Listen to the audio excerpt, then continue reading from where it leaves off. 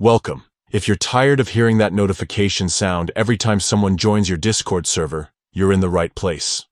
Today, I'll show you how to quickly and easily disable the user join notification sound on the Discord app for PC, following the latest update. Let's get started. First, open up your Discord app on your computer. Make sure you're logged into your account and on the main screen where you can see your servers and chats. Now, look towards the bottom left corner of the app. You'll see your profile picture, your username, and right next to that, a small gear icon. Go ahead and click on that gear icon. This will take you straight to your user settings.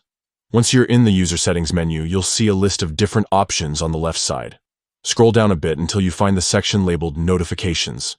Click on Notifications to open up all the notification settings available to you. In the Notifications section, you'll notice a category called Sounds. This is where Discord lets you customize which notification sounds you want to hear.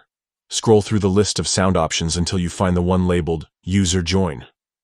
This is the sound that plays whenever someone joins a voice channel you're in. To disable this sound, simply toggle off the switch next to User Join.